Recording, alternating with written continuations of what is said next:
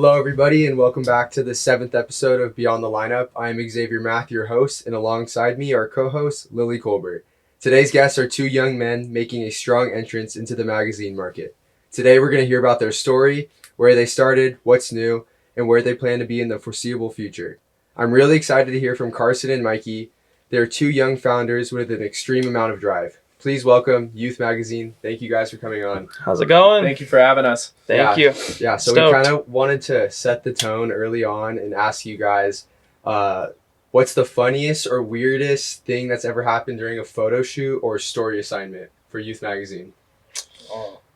There's a lot of like random ones. I don't know about like as much funny as like kind of just like random stuff, but yeah, I think we've had a lot of like memorable photo shoots, and kind of early on, a lot of those were outsourced, and so now like a big part of like kind of the magazine growing is being able to do our own stuff in house, like our own photo shoots, and put our creativity behind it. And so like usually that ends up leading to something different, and we never end up going with the same photo that we planned on going in. Usually a moment happens where it changes what we want to go with. For example, we had a video shoot this morning, and we had an idea written out, and then we were kind of just standing there, and we were like, wait, don't move. Like, if we just stay in this position, if we stay in this spot, it would be way funnier. And so it's kind of always just random and on the fly. So off script. We yeah. didn't even follow it. We had a full script written out and everything, and we just didn't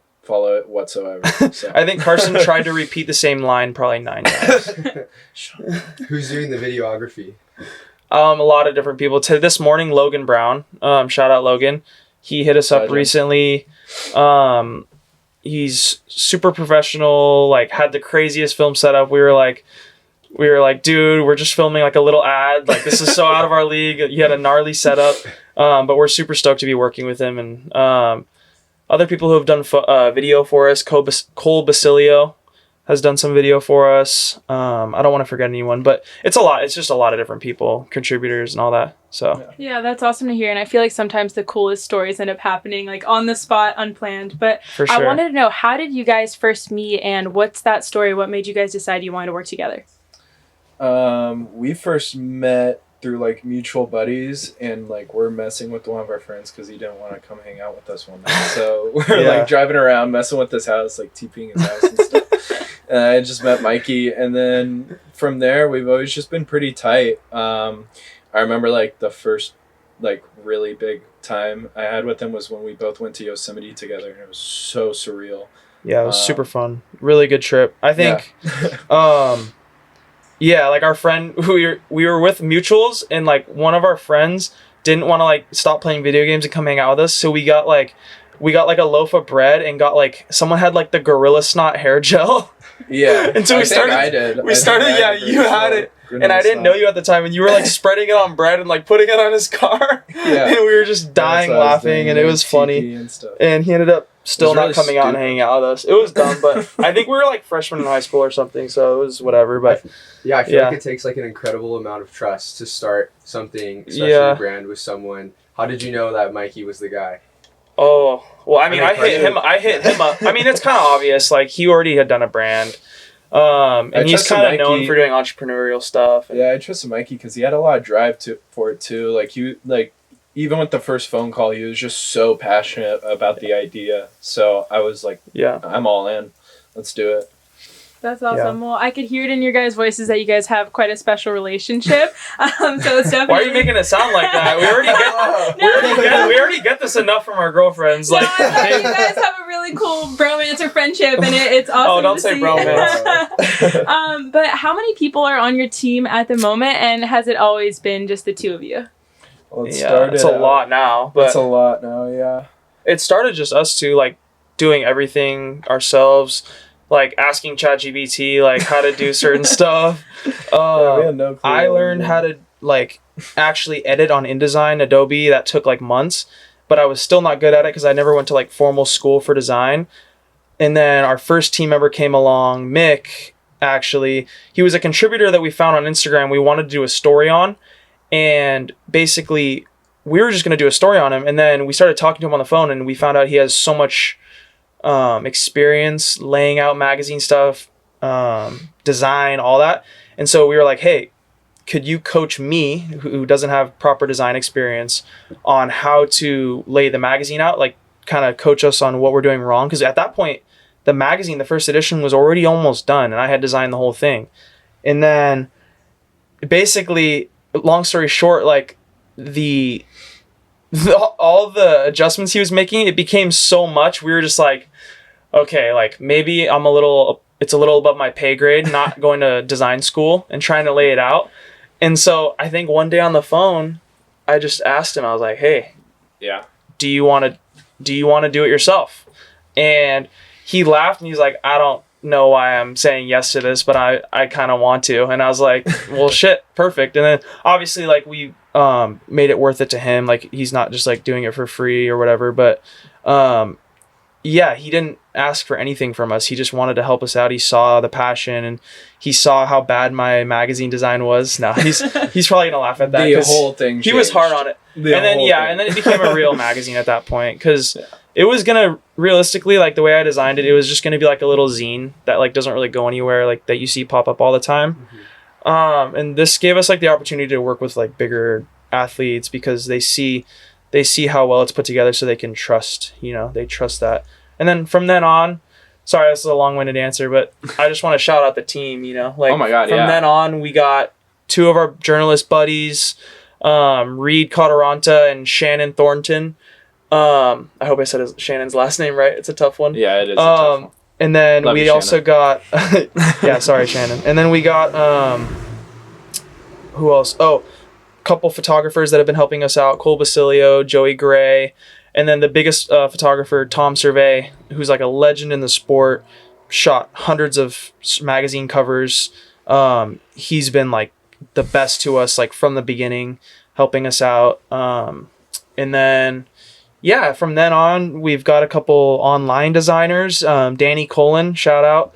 He really has been doing good on like website e-commerce design. And then Derek, shout out to Derek. He owns Shipwreck. It's a clothing brand. Does really well for himself, and he wanted to come on and help us with our clothing. So our clothing is going to become like a big part of youth, and he's kind of leading the way on that. So that's our team. And then I have to say, originally we started it with a third person, Bowie, and I want to shout out Bowie because he designed a super sick logo for us, and he actually shot our first cover shot. So that's kind of everyone that's been like on the team, technically like involved so far. That's a huge team.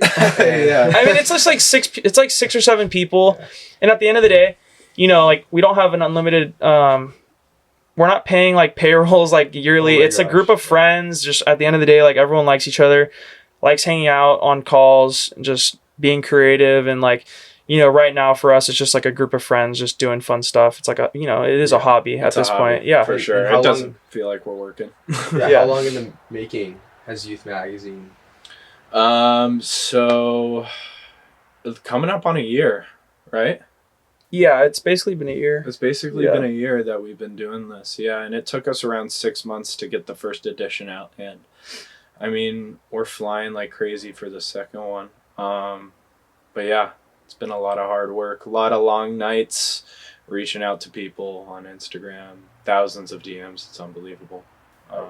We're kind of in the same boat. Yeah, honestly. Yeah, again, interviews and everything like that. It's been such a fun journey for me. Our idea kind of sparked when we were like listening to a WSL like interview, post-heat interview, and we're like listening to, I think, like Griffin Colapinto or something, and knowing him because he's from our hometown, San Clemente, California. Yeah. I was like, dude, if everyone got to like hear more about his story and who he is, like how cool, how great would that be? Taking us back to the very first idea spark, what inspired you guys to launch the magazine? I mean, our generation is just so nostalgic for things that they never experienced. So it's like, think about it, vinyl records right now. It was a descending market, then out of nowhere, it's huge again because people love to touch and feel the music, and they want to experience what they didn't. Same with magazines too. There's always people collecting old magazines because they think it's pretty sick. So we wanted to bring back something with our own young minds behind it and kind of involve a little bit of all the board sports, surfing, skating, snowboarding, and then obviously music, art, pretty much all things youth. So. 100%. I feel like that is so well said. And talking about like the generation, craving kind of nostalgic things, I couldn't agree with that more. I feel like the surf world has been craving like a magazine to come back, and I feel like it had such an impact in the surfing world, and I definitely think that it still can. And it's definitely something that's missing. But kind of touching on that, I was wondering, did anyone ever tell you that this was a bad idea or that it was gonna fail? Yeah, I mean, there's always people. There's always I mean, really early on, like everyone, pretty much every person in the business on the phone told us how hard it was going to be and told us that we're probably going to fail. Like everyone, like almost everyone.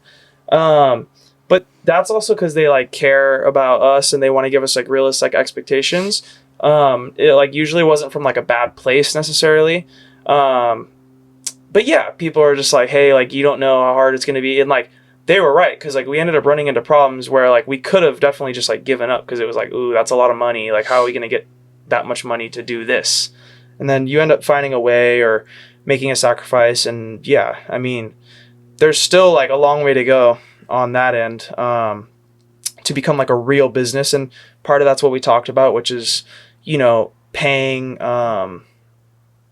just getting our team to the point where we can pay a real living for a lot of them is like a big goal of ours. Like that's something we still haven't been able to do. It's obviously so early, and we don't expect to do that right away because we're not backed by a big corporation that has like $1 million to throw for the year to split up between whatever.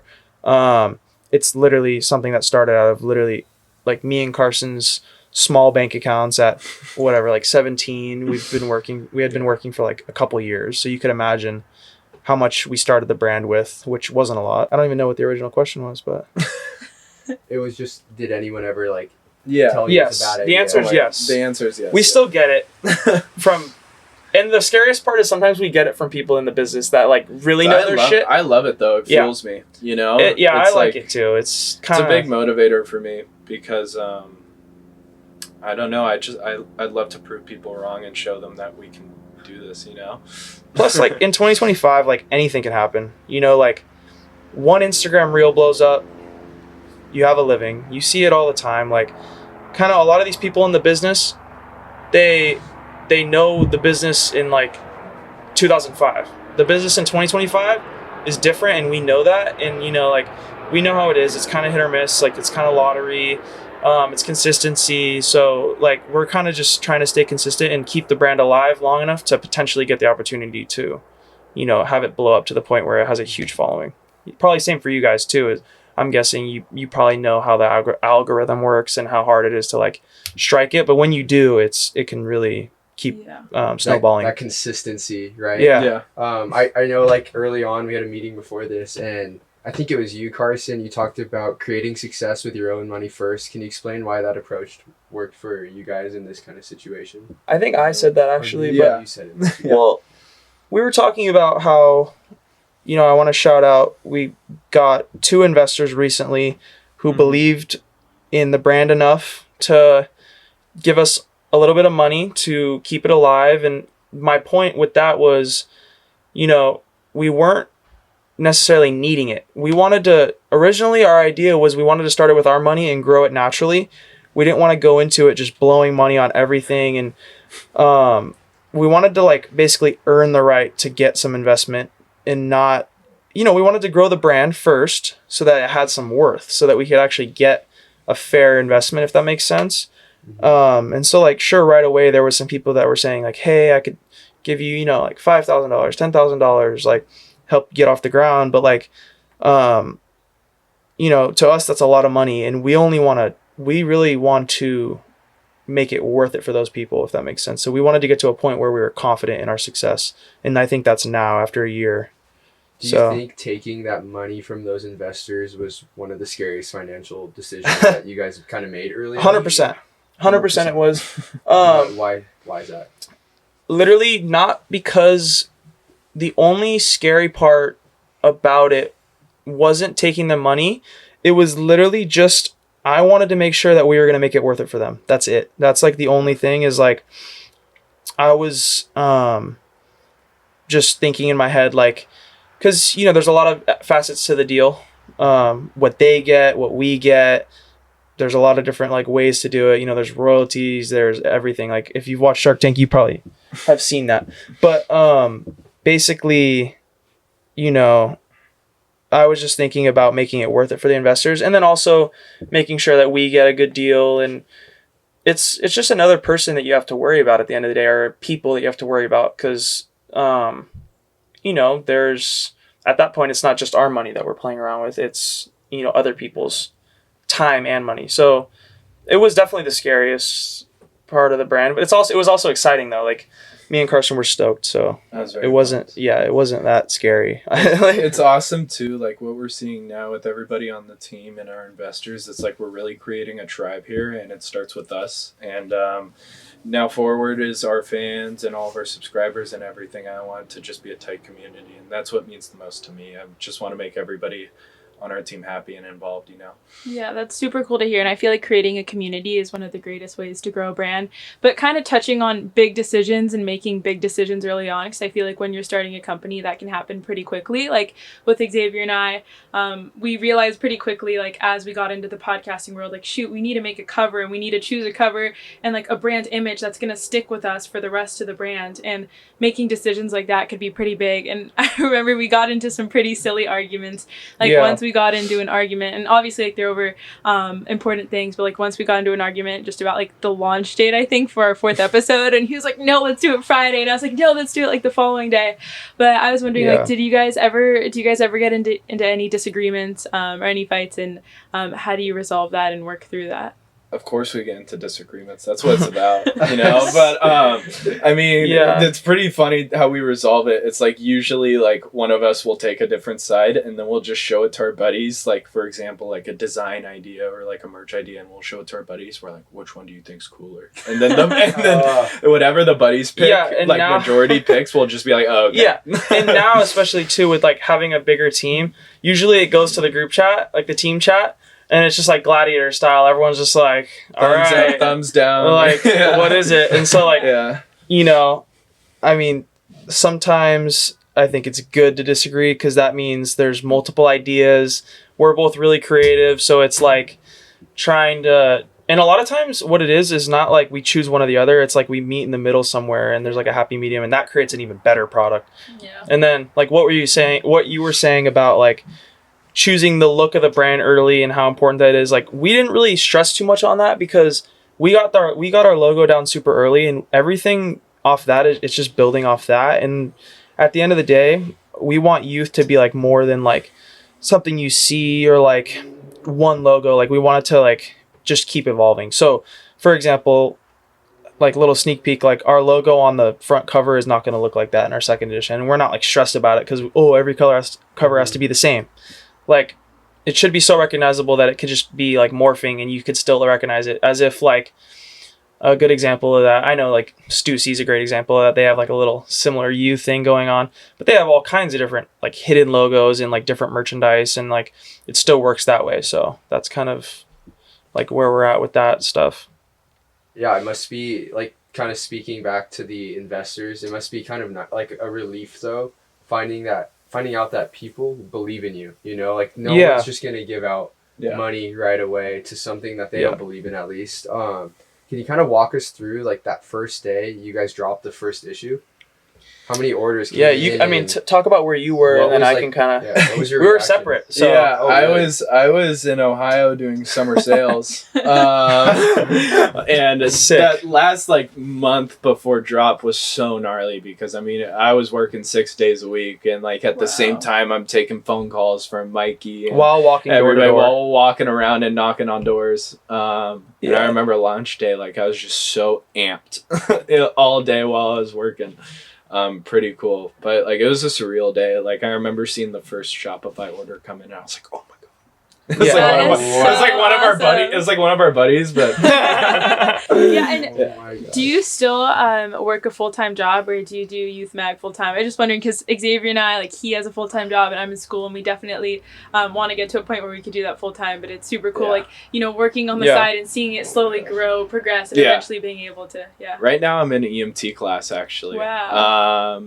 Hopefully going to fire, but I would obviously love this to pick up its own, you know, and make this a full-time job. But it's really hard to start a business without having a source of income, you know, and like having a job. It's like you got to make that job kind of your main priority until your creative ideas kind of bump up, you know, because if you got no money, you can't fund your ideas. So that's kind of how I look at it. And also, like, I guess I have to start where I was when we dropped. Yeah. But I was on my way to move in my brother into college at Utah. Actually, I think that's why the trip was. Yeah, because you went to Zion after. So we were in Zion on the way to Utah to move my brother in for school, and I actually, right when it dropped, I went out of cell service. So it's kind of like it's like a corny story, but like I didn't have my phone all day. And we were hiking through Zion, and like I was kind of stressed, and I was not stressed, but I was high energy that day because I was like not knowing how it was going. And I remember getting like super sick hikes. Like Zion's a beautiful place. It was a perfect thing to like kind of like decompress, like right when it dropped.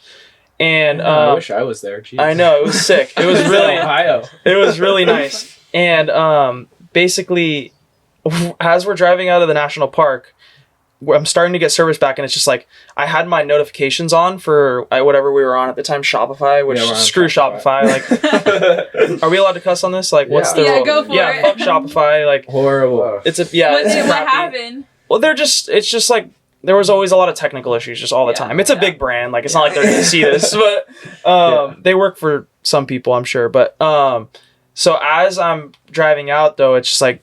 It's like the money sound. The Shopify is like the money sound. It's like ding, ding, ding. And I was like, holy shit. Like, what the hell? And like, I remember I went through every single order's name, just like reading, like, just like going through the names, scrolling.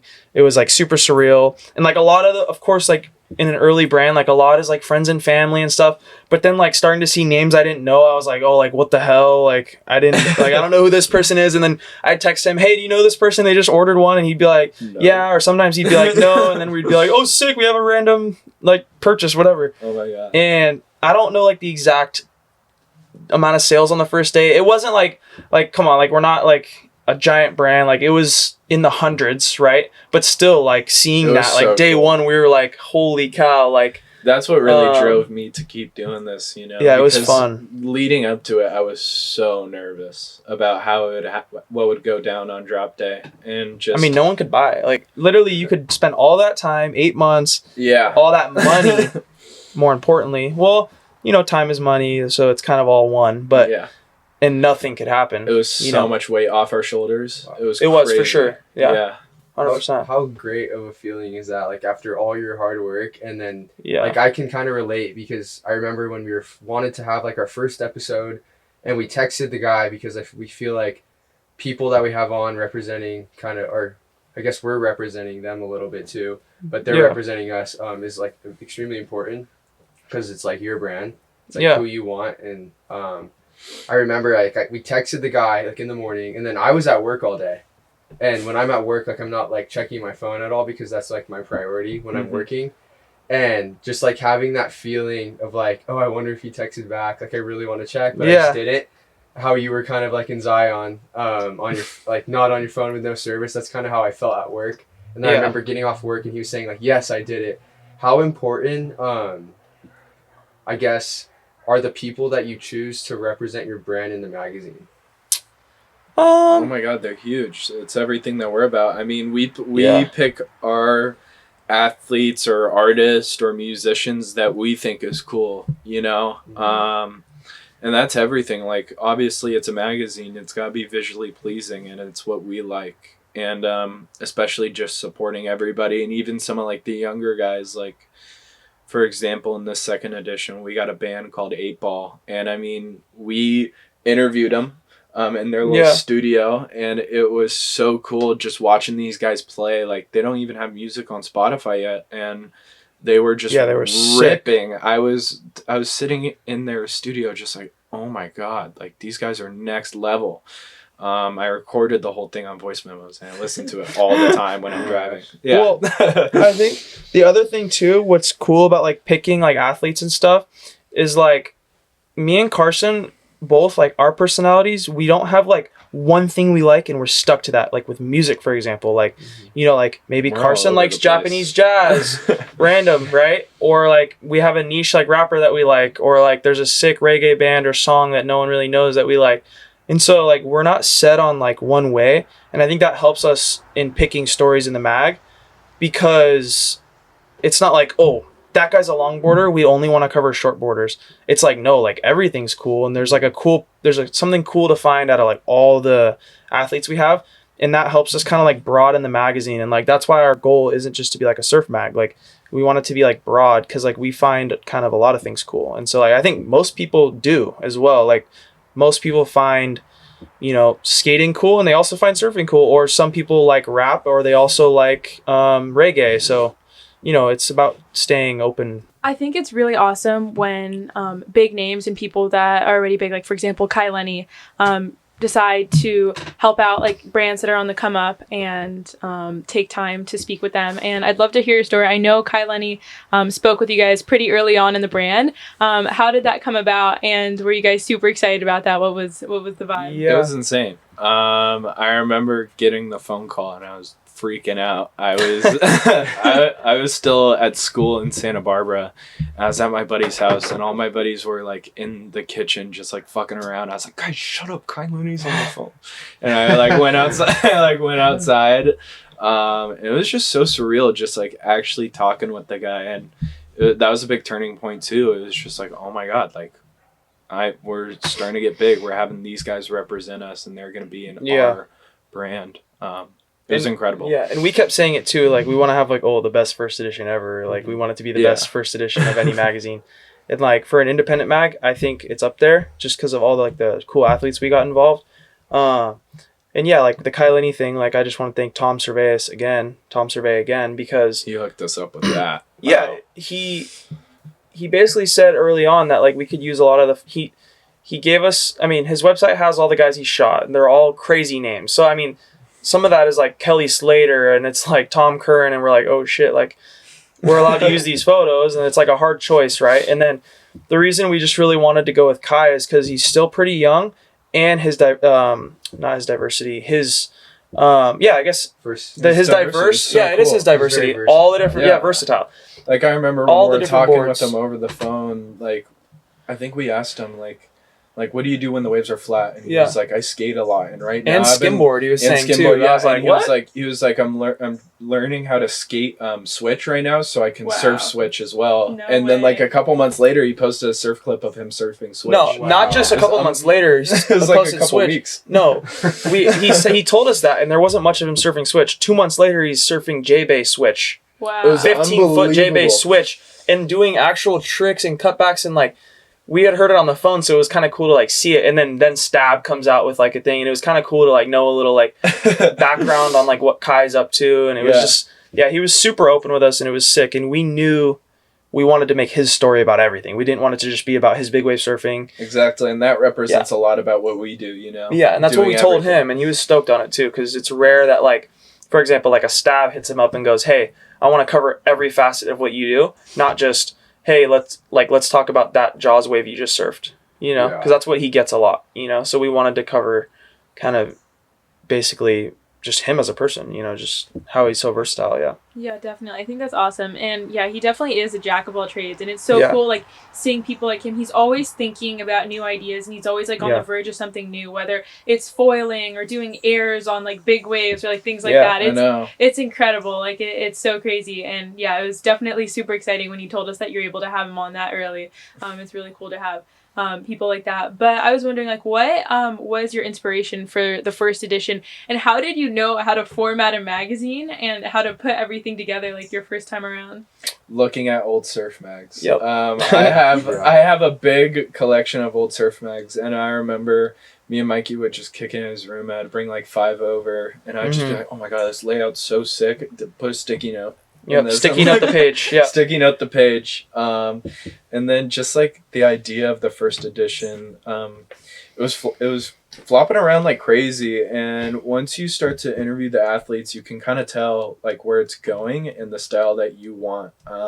It really all came together towards the end because all the athletes in a way kind of flow with each other, you know? So yeah, like so for example, like the Matsons are like they're local brothers. Like one was on the CT. They're super sick.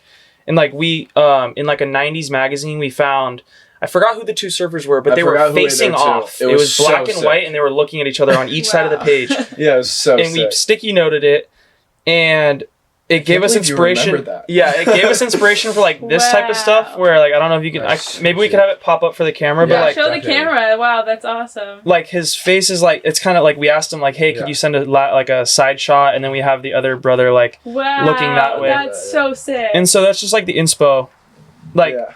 That's kind of like an example of like we got something from like an old surf mag and like just we didn't copy him, like we reinvented it because like it's on different pages and we did it differently, but like just that type of stuff is like how we did it originally, you know. Surfer, shout out Surfer Mags from the 90s. Do you think your connections within the surf industry helped you get that cut or those 2 shots of Dane and Cade?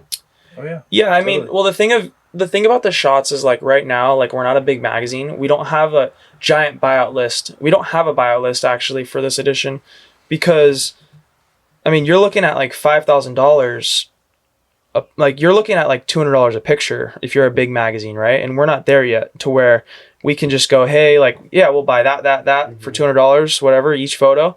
I mean, you could imagine it would cost like 10 grand just to put, I know Surfer Journal pays more than that, but like it would cost like 10 grand just to like buy all the pictures out.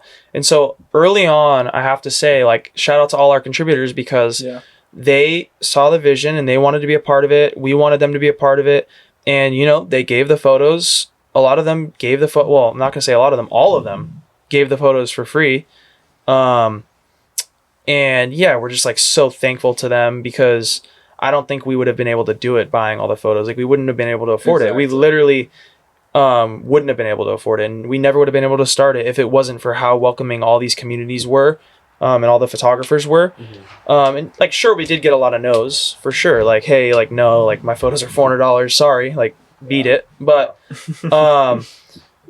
yeah, it's just like, yeah. And like, we get it too, because that's how they pay their rent. Like they sell their photos and like, we respect photographers and videographers as a real job. We want it to stay a real job.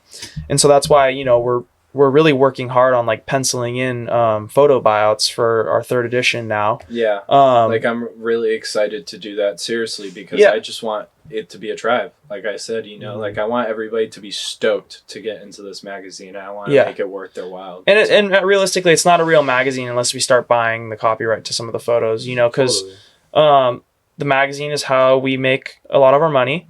Obviously, we're a magazine company. And so it's only right when we start to make more money that we start buying our photos. It's just, it's a no-brainer, obviously. We wouldn't be able to survive if we didn't. But yeah, I think I'm excited to start actually paying some photographers, especially the young ones like in high school that's never got a photo bought from them. It's going to be the same rate for everybody. Like the famous photographer doesn't make more than, you know, it's a photo buyout. So it's super awesome. Cool. Yeah. Yeah. We've seen a lot of, I feel like, surf, skate, and snowboard mags like come and go. What makes you guys different, and how will YÜTH Mag like stand the test of time? Maybe it won't. You know, maybe it'll just die in a year. It will. It will. Wait, no, it won't. It won't. Yeah, it won't. Why'd you say it will? It will stand the test of time. That's what I meant. And then you no, I'm trolling. BS. I'm trolling. But no, I think it will for sure because it's just so different from what everybody has seen. You know, I mean, it's like you got Surfing, and Surfer's Journal. They're great magazines. They're unbelievable. I have so many of them. I love reading them.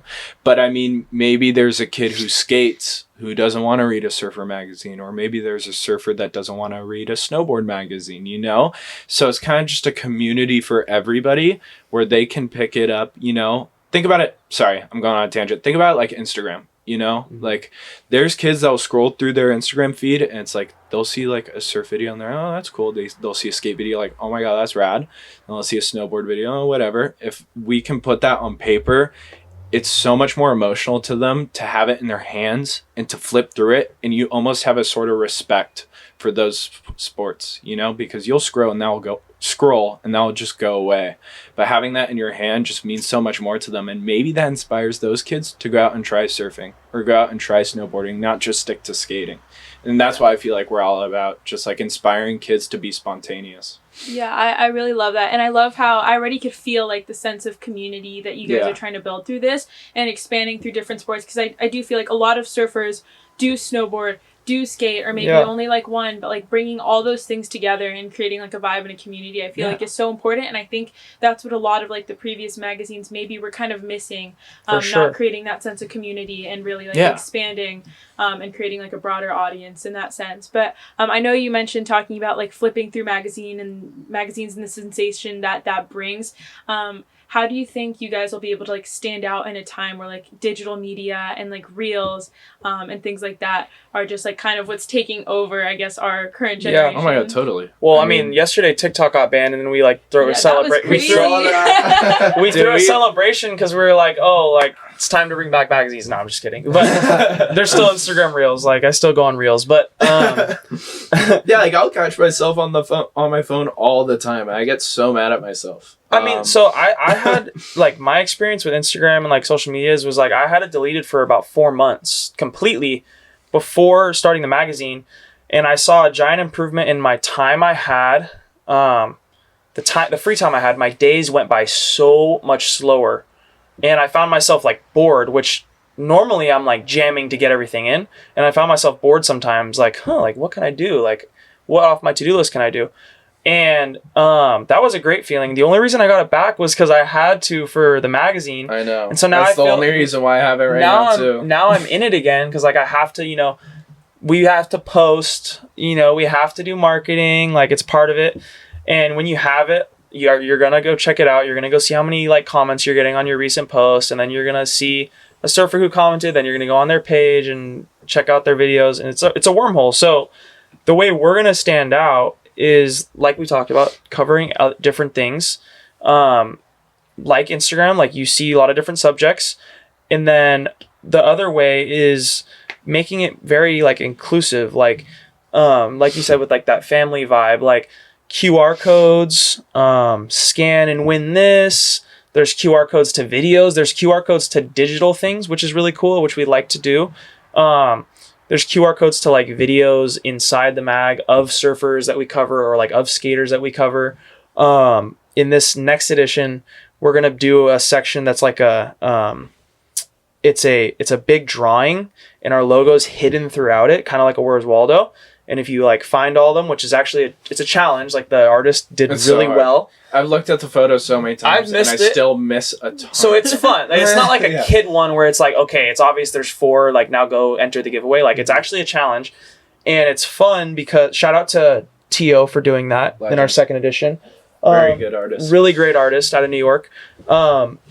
And yeah, so that's just like one example, but we got that inspiration from old mags because there was no Instagram, so they had the surf contest sign up, and they had this board giveaway challenge, and they had all these different things that now you see on Instagram. We have to bring that back, you know, in the mag if we want it to be successful. The cool thing I will say about the magazine, it's like tangible and it's like there forever, and you can flip back to it versus like on Instagram. How long are you going to spend scrolling to go back to a year?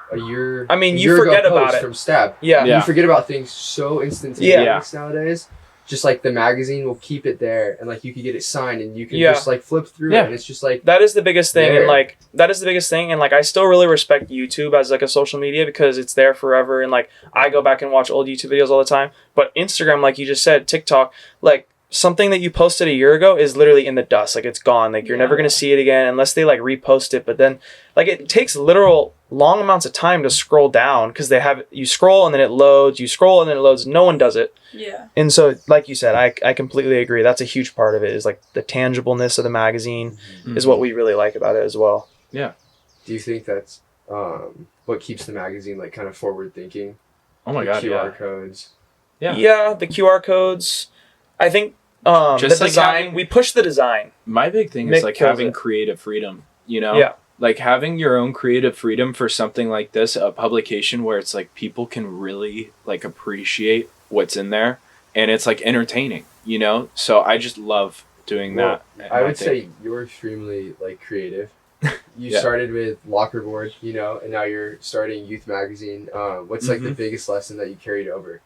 Carried over, I would say probably like networking, using your connections, you know, because it's like not everybody knows everything, you know, like I don't know everything. We need to utilize our connections and utilize our team and just everything and get everybody together to work on areas that we're not very good at. Like I didn't do very good in English in high school. I'm not a very good writer. So we have our journalists that are incredible and I just love having them on the team, you know? So I would definitely say that networking is the biggest thing I took over from Lockerboard, for sure. Yeah, 100%. And how do you build your team and choose the people that you're going to take on your team? Because I know that could be like an incredibly important thing, you know, choosing who to work with and who to collaborate with, especially when you're working with them every day. I mean, Homies. Homies. I mean, that's one thing is like people that we trust because they're our friends, like obviously is one. Yeah. And then the other one is, are they good at what they do? Like if they are, then sick. Like if they're not, then we don't want to work with them. Like at the end of the day, like as the magazine grows, like there is like people reaching out and it's starting to get to the point where it's like, okay, like we can't say yes to everything. We're not like that big, but at the same time, you know, it's a lot of like there's a lot of contributors go into each mag, and you can imagine how many people the cloud starts to get. And so like yeah, it just you have to be selective, and we just have to trust like our eye for it. At the end of the day, like what looks cool, okay, it doesn't look cool, it's not gonna be in. But we've gotten really lucky with everyone like we've worked with. Like everyone is, for the most part, like usually, I'll put it this way. Usually when we get photos, it's hard to choose because they're all so good. It's not, oh, there's only two good. Looks like we're going to use these two. It's usually, there's so many sick ones and we have to choose. It's like overwhelming, honestly. Yeah. Like in a good way. Yeah. That's what it is most of the time. That's a good problem to have. Oh Yeah. my god, yeah. Like it's been so cool like seeing some stories come in for the second edition. It's like me and Mikey will sit down and look at the new photos and we're just it's like hard to choose. oh my god, it's unbelievable. Yeah. Yeah, that's definitely super awesome here. And how receptive has the surf community been with the magazine launch and everything? And how has that kind of, I guess, evolved with your first edition versus your second edition? It's been really cool. With the first edition, I remember when we came out and everybody first started getting it in our hands, like the surf community was so supportive. Just because of how big Surfer and Surfing and Surfers Journal was, you know, and like Surfers Journal still is. Surfers Journal They still all is, still are big, but a lot of it is digital presence too. Yeah, so I Yeah. mean, it's like the surf community kind of as a whole has a big appreciation for print. So it's like even the older crowd was getting so pumped over this, and then we're having kids who have always looked at old surf mags and they pick up ours and they're just like, oh my god, this is so cool. Like I've never really had like a new magazine in my hands before, and some of them are like, this is the first magazine I ever bought, and it's just so cool to hear.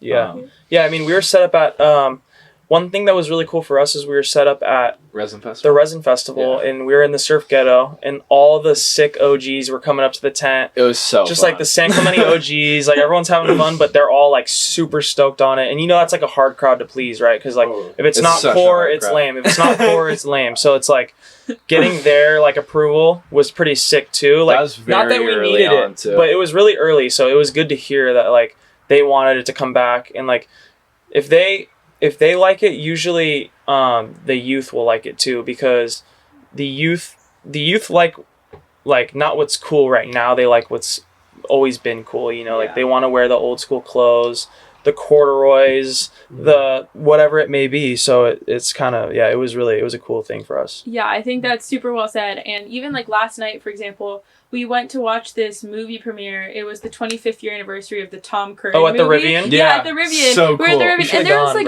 there was like 200 200 people there. So many people showed up. I think like 300 people signed up online. It was completely sold out, way over capacity. But that just shows like people love like the old school things and the things that really define like the surf world. And I feel like we're not getting enough of that right now. So I think Youth Magazine, like, this is such a good time. Because I think our generation is like craving this kind of content, this kind of thing. But kind of tying into like the clothing and things like that, I know you guys have your own merch. Where do you guys see that playing a role in the magazine? I think both of you are wearing the merch right now, right? We are, yeah. Should we stand up and twirl? No.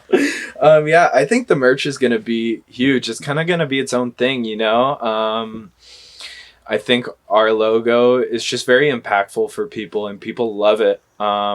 So I can see it getting pretty big. I love what we're doing right now with our hoodies and everything. I'm wearing some samples right now of future designs, but I think I just want I want kids at school who never have, like, obviously in a perfect world they've read the mag and they subscribe or whatever, but I'd like it if the merchandise can like go past just the magazine reach. And, you know, like, kids in school, sometimes they don't skate and they wear the Thrasher hoodie, right? They get ragged on, right?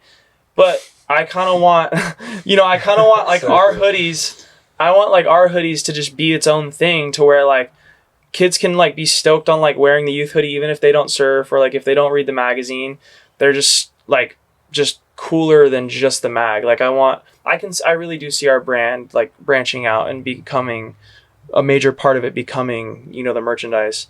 And a lot of that is like all of our merchandise is sold out so far. So we were surprised by it. Like, we didn't think it was going to turn into that. I was so surprised. So it was crazy when we came out with these hoodies. Before we even dropped them, Mikey's dumbass went to practice wearing one of the hoodies, and all of his buddies in baseball got so stoked on it. We sold out at XLs before we even dropped them. I mean, part of that's also like just supportive friends and stuff. But I think at the end of the day, like, no one's gonna like spend the money to like buy something that they think is lame. Totally. So that was like good, like that was like a good way to know that like we had like a good design. And then obviously when we dropped them online, the rest of the sizes sold out like pretty quick. So we were stoked to sell out that fast. No, and we were so scared because we spent like $1,000 something on like the wholesale of the hoodies. Oh, really? And it was a big risk. It was like one of our biggest risks, and that's before we had like investment in like a big I mean, we still don't have like a big backing, but I'm just saying that's before like we had that money to just throw. We still don't, but what I'm saying is that was a big risk for sure. It was a risk for sure. And so we were like, it was nice to like get that confirmation, especially red. Like, black, like, everyone's gonna wear black, right? Red's but like when you drop a bright red and it sells, we're like, oh shit, like, that's pretty sick, because like that's gonna stand out. Like, if you see this like on the street, you're gonna be like, wait, like, what is that? It's like a bright red, like highlighter red, you know? So 100%. Well, I think that your merch is sick. Like, I've been repping the hat. I think it's awesome. Right.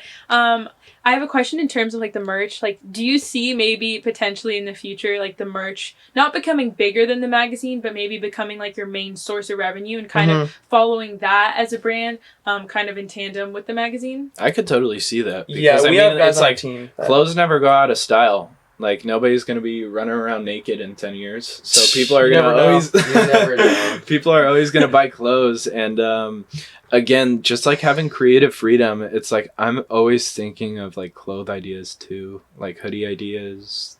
Well, I mean, if people come back to it, if we end up being like really successful and people come back to this podcast, I just want to say that Mick, the guy on our team that does like a lot of our design, that's like what he thinks this will turn into, is like a brand. He thinks the merch might precede the magazine, and kind we're of like happy Thrasher with that. Magazine. We'd be happy with that. Like, as long as it succeeds, like, we're fine. The reason I can kind of see that happening is because look at what happened with Thrasher. You know, I mean, they just had such a sick logo and just a great name, such a great name, a great idea behind it, and they made one shirt and people loved it like crazy. You know, so it's like, I'm I wouldn't say we're different, but I mean, like, we have a different name, we have a different style of logo, different colorways, you know. So I could see kind of just having a big tribe supporting and us. we have the ability to not just make skatewear.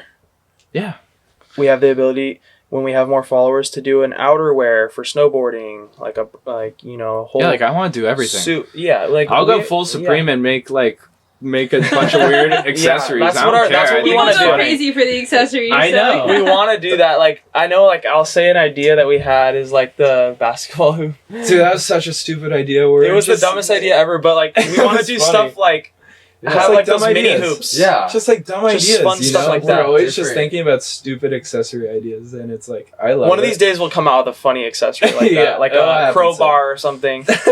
Yeah, and it probably won't sell, but we'll be like, whatever. It's all good. Now we have 40 crowbars in our garage. Dang it. But yeah. Carson, haven't you been on Shark Tank? I have, yes. Can you tell us a little bit about that experience and it's what you've maybe learned from it? Oh my god, it's so crazy. I mean, I learned a lot just from Shark Tank as a whole. Just like, one, just like being in intense moments, you know, like being in front of that many investors in a room when I was 11 years old. Wow.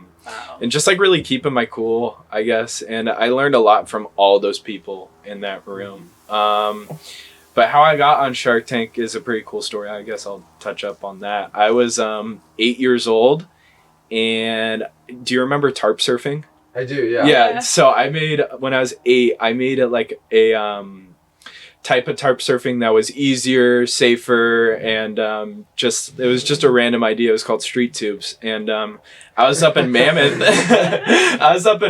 And I took some product shots of it.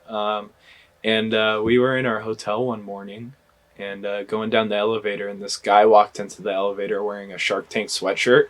And my dad asked him if he's been on the show, but he said he was actually one of the executive producers. So like, my 8-year-old self in real time gave him a full elevator pitch on street tubes in an elevator. I mean, I was showing him photos that we just took of it. I was like, asking him if I could get on the show.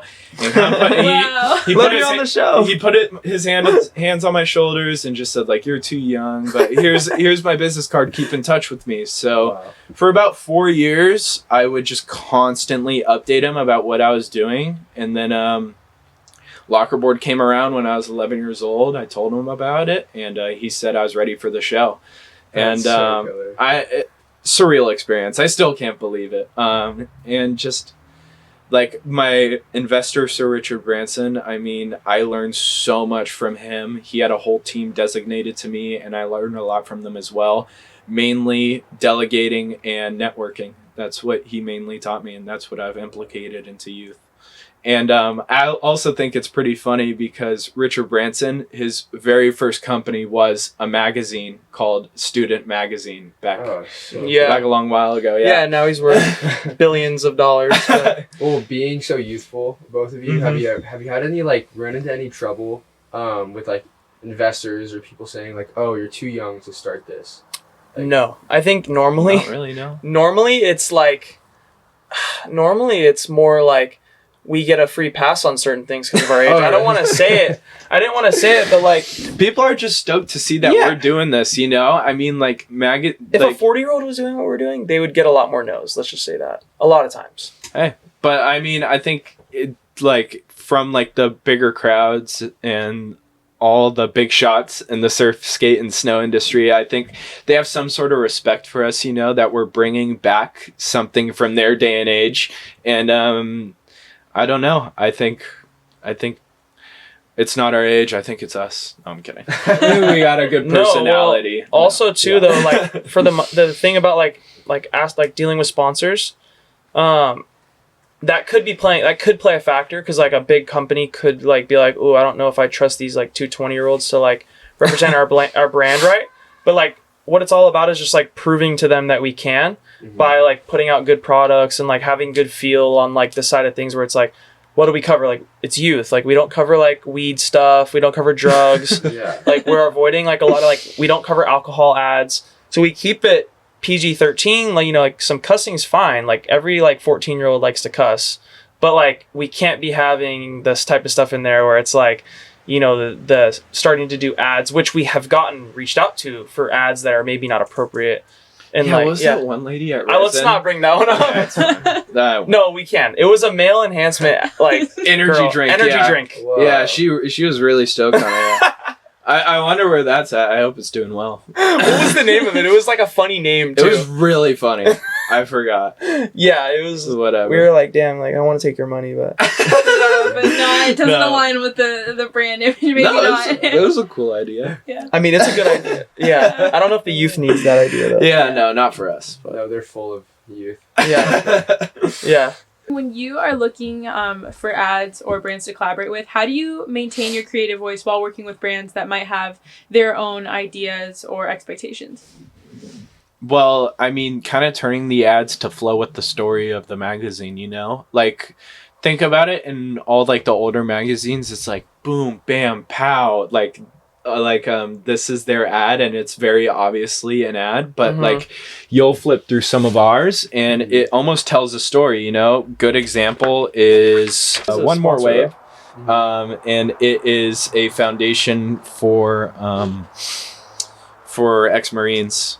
And we kind of told a story with it as well. So with this second edition, I really just want to flow all the ads together. So it kind of tells a story on I its kind of own. read about that. Yeah. That was like Jose, right? Yeah. Shout out to Jose Martinez. He's like super inspiring guy. Like I've chatted with him pretty minimally. We actually are meaning to link up with him soon. But it's just hard. We kind of live a little far apart. He's in deep San Diego.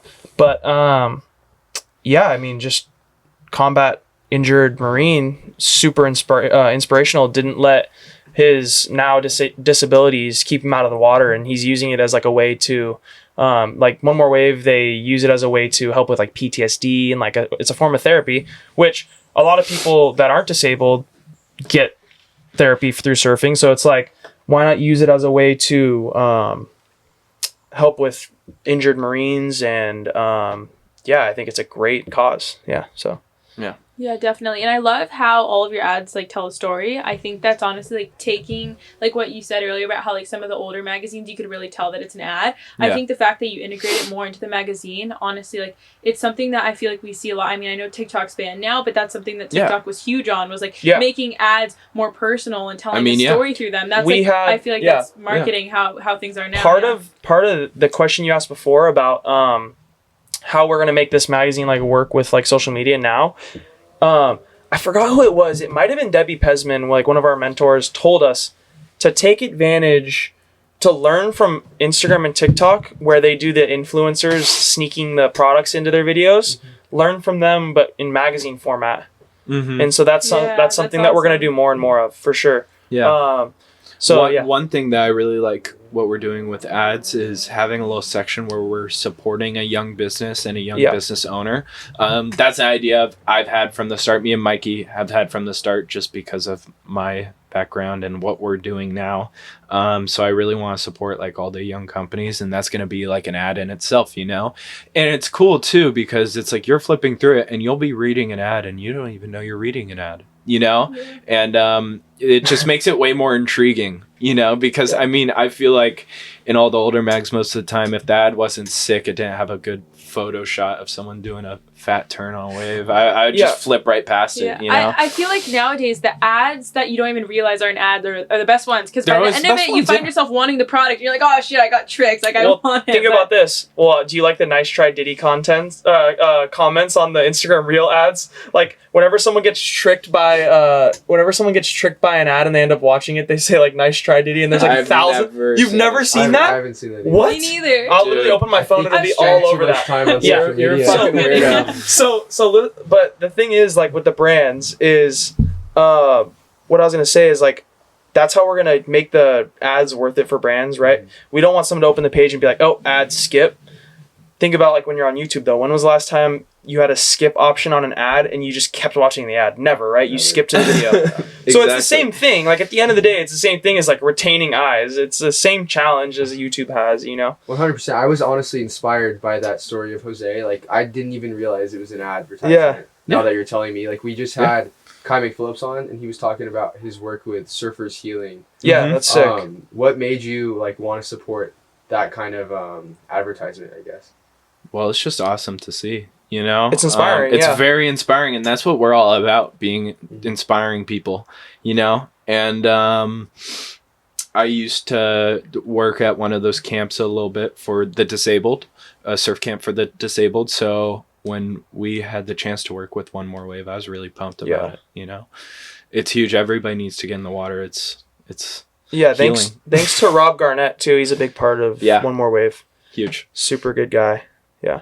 Yeah, 100%. And kind of segmenting into mentorships, because I know you have a lot of different people that played super important roles in your stories. I feel like mentorships a lot of the time plays a big role in shaping success stories. Like, even for me personally, I don't come from a surfing background. No one in my family surfs. And Same here. I had this guy, Mike Cruikshank, who came into my life and taught me how to surf when I was 7. And he showed me the ropes for, like, everything. And he took, like, all of his weekends to take me to my surf contest, teach me everything I know about surfing. And I genuinely couldn't imagine, like, where my life would be if it wasn't for him, because it really is thanks to him that I surf. And that's such a big part of who I am now. But kind of touching on mentorship, do you have any mentors that you feel like were invaluable on your journey and in Youth Magazine? Well, I'd say my biggest supporters is my parents, 100%. Yeah. I mean, we're young. We still live at home with our parents. So just, I mean, them just like supporting us and being stoked about what they're doing. Like, they're always asking me like, oh my God, like, do you have any like previews on stories that you can show me? And they're always just excited for me. Yeah. That's the biggest for me. And then we always have like Mick. That's one of our biggest mentors for sure. Adam Watts, legend. He always has good advice for us. I think, my parents helped a lot as well. And like, funny story with my dad being a great mentor for us. Like, both of our parents are really smart with business and stuff, and so they've helped a lot. But my dad kind of helped on the name. It was kind of random because we had it Youth, right? And YOUTH. Everyone has that name already. You can't get a domain. You can't get an Instagram. So we obviously took the U off. And then we had it just YUTH, but then it's Yuth. And so my dad was the one actually who was like, dude, like, add the dots, it spells that. And we were like, oh, and that was like, we're going with that. Like, 100%. That was a big moment. Yeah. That was a big moment We for sure. spent like a month. Shout out Elon. Shout out Elon. The silverback. We spent like a month. We didn't touch anything. We only just worked on the name. Oh my God, we had so many different ideas, and some of them were so stupid. Yeah, there were some sick ones for sure in there. We could have succeeded with a few different names, but I think this was a good. Active was dumb. We had Active? That's already a brand. I know. A lot of the names we came up with are already brands. It's really We came up with that. We had that issue too, where it's like we had a green name. We're like, oh, this is so sick. And we looked it up online. We were like, damn, like that name's already taken. Of course, someone already thought of that. Yeah. What was it, like a light bulb moment when you're like, oh, Youth, like with the... When I was in high school, I remember I used to go to a ton of punk shows, and I'd always make like a funny shirt. I'd get like a white shirt and just draw stuff on it. And I remember I drew on one of the shirts, I said the Youth, and I did YUTH because I just thought it was kind of cool. Needs more punk rock. So that was one of the first ideas I wrote on the page, but I think it was Punk Youth I wrote, and then we decided to just use Youth, and then Elon, the goat, decided that we should put the dots. And then Bowie killed the logo. And then Bowie killed the logo, yeah. Yeah. Bowie de la Peña. Yeah, 100%. I feel like the dots add a really cool vibe to it. Oh my God, yeah, totally. Kind of like reminds me of Stussy. Like, I have a beanie from them. I thought it was so sick. But yeah, it definitely adds a super cool vibe. What kind of vibe, I guess, when you're creating logos and things like that, what kind of vibe are you trying to evoke in your readers and the people that are flipping through your magazine? It has to stand out. It has to stand out. Like, why do you think we did red hoodies? It just has to stand out. It's a walking billboard, you know? And I just want people to be like, oh my God, what is that? But be like, whoa, that's kind of sick, you know? Yeah. And it has to be wearable. It has to have, like, some meaning. You know?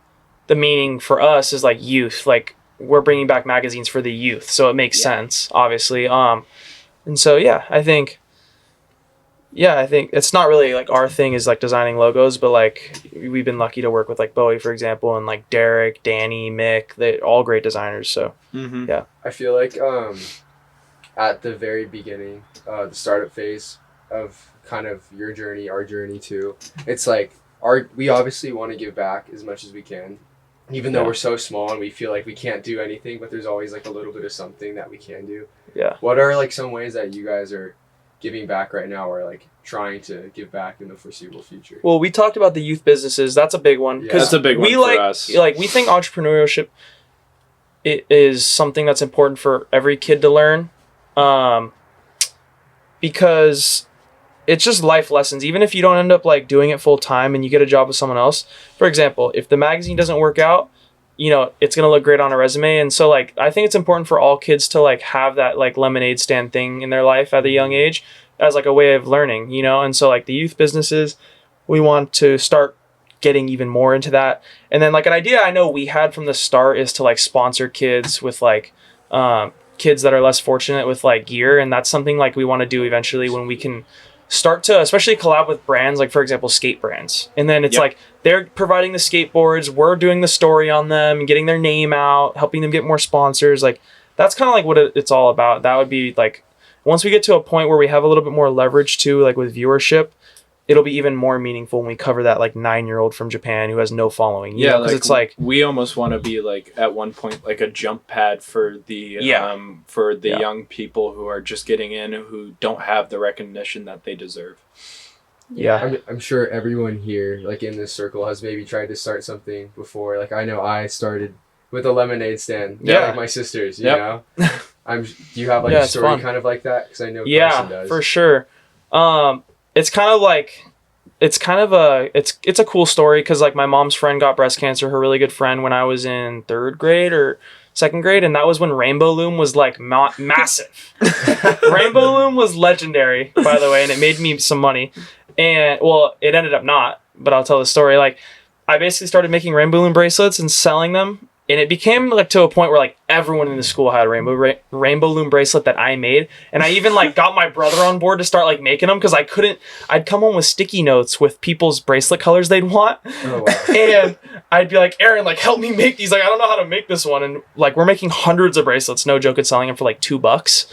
And we, at the end of the day, we ended up making like $200. So it's like over 200 bracelets, I think. And, all to donate to breast cancer research. My mom's friend ended up passing, which was super sad. But who shut us down was our asshole principal, because he was like, shout out Vista Del Mar. I think it was like Dr. Hunt. Damn. I don't like Dr. Hunt. I'm gonna avoid going too deep into that. I have a similar story. I started a slime business when I was in middle school, and it got like stuck in all the drains. Everyone was buying my slime, but it was a disaster. I ended up having to close it down. I get slime if it's making a mess, but like, what is like wearing a bracelet gonna do? Yeah, it's not. My principal, come on, like. Backed locker board. Thank God. Shout out Dr. Cool. Baker. Dr. Baker. Awesome. That's sick. Like that's how it should be too. And like, I mean, there's nothing better like to learn than like selling bracelets in a fair way for like a really low price for a kid. It's like, yeah, there's just nothing better than it. And like the other thing too was like Pokemon cards. It was kind of the same thing. Like we would sell them and we got shut down. It's like every time like a kid does something creative and like kind of does their own thing, like the school's like, oh no, like we can't have kids like arguing over like money. Like it's just that's the thing with schools. They when you're in school and you basically pay someone to do your homework, that's cheating. But when you're outside of school and you pay someone to do your work, you're a business owner. Yeah, you know. That's great. That's an interesting way to think about it. What's the next project or drop for you guys? Can you guys give us like a sneak peek? What should your readers or fans be excited about? Youth Magazine edition 2. It's gonna be, the stories are way crazier in this second one. I mean, some of them I still can't believe. And I'm just really pumped with how it's looking right now. Yeah, we just took everything that we thought we could improve on in this first one. Mm-hmm. Not even design-wise. A lot of it's like workflow-wise. But Mick has like taken it to another level of like punk crazy color, different designs like I've never seen it before. And it's looking really sick. And I think the other big thing is like we just dropped our subscription to the magazine, youthmag.com. Like the subscription is basically three It's 3 mags a year because that's like the most we think we could come out with consistently because it takes so long to put together. But yeah, the subscription, like the whole idea with that is like, you know, we want to obviously give them 3 mags a year and then give them that launch edition for free. And then we want to start including like sick merch pieces in the subscription. So like randomly you'll get the mag to your doorstep, but there'll also be a beanie or there'll be like a poster signed by whoever. So that's like our goal with the subscription is we want to make it like super just worth it for the buyer. Like we want to make it to where it's like, ooh, you're subscribed to Youth. Like what'd they include in your mail this month? Mm-hmm. Like that's kind of like our goal with it. Yeah, I love the idea of including something. I feel like that could be really cool, especially because you have the merch and it's so cool already, and you already know there's a demand for it and that people and if like it. Nobody else has it. Yeah, like a lot of them probably like eventually, it'll probably be like, hey, just like if you subscribe, then you get this piece. Yeah, like and limited if you don't, edition. I love that. That's awesome. Yeah, it'll be sick. Yeah, but what's the ultimate vision for Youth Mag, and where do you want to take the brand in the next year and just in the future? Just keeping it all things youth, I would say. Just really inspiring people, covering the same cool stories, supporting all the new athletes. Making millions of dollars and getting super rich. No, I'm just kidding. No. We're already rich, in my opinion, just with the community that we have now, you know? Yeah, it's fun. Rich and fun. It's unbelievable. It's way bigger than I could have ever imagined. Definitely. What we're doing now. And I'm just really excited to see what's going to happen in 5 years. And I know it's kind of big to say that I want a youth magazine and on every single coffee table in the world, but I could see it happening. So yeah, definitely. Yeah, I think where we were last year compared to now, like we wouldn't have ever guessed. So I think if we can keep making like similar jumps to that and continue on that curve, like I can't imagine like where we'd be in a couple of years. You know, it might be super awesome. So yeah, I want to basically become the Red Bull of magazines where, you know, sponsoring events, like it just pops up. I want it to be popping up everywhere, you know.